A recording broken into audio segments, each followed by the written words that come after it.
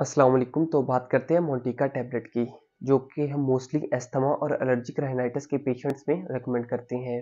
तो इसकी जो कंपोजिशन है उसमें मोंटिलो का सोडियम प्रेजेंट होता है, जो कि एक एंटी ल्यूकोट्राइन एजेंट है, जो हम अक्सर एलर्जिक कफ में, उसके अलावा खांसी में और जिन लोगों को सांस लेने में मुश्किल पेश आती है उनमें इस्तेमाल करते हैं। उसके अलावा इसकी जो डोजेज फॉर्म है वो 4, 5 और 10 mg की मार्केट में अवेलेबल है डोजेज फॉर्म्स।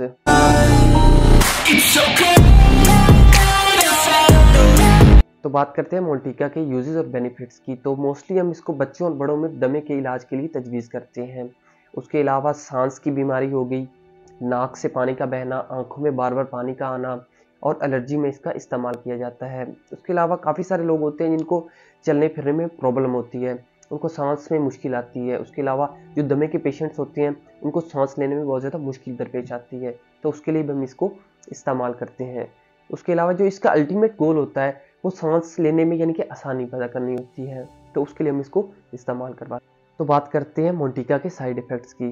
जो most common side effect appear होते हैं इसके इस्तेमाल से, उनमें आ जाता है सर दर्द आ जाता है, उसके अलावा पेट में दर्द होता है, अक्सर हमें डायरिया भी हो जाता है।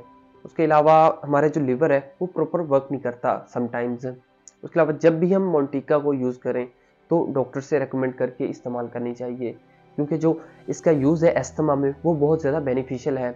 बट इसको कुछ मेडिसिन है जिनके साथ हम इसको इस्तेमाल नहीं करवा सकते, जैसा कि फिनोबार्बिटोन हो गया और फेनिटाइन हो गया, इनके साथ इसका इस्तेमाल प्रोहिबिट किया जाता है, उससे ज़्यादा साइड इफ़ेक्ट्स जनरेट हो सकते हैं। Thank you for watching this. अगर कोई क्वेश्चन हो आपका तो काइंडली आप मुझे डीएम कर सकते हैं।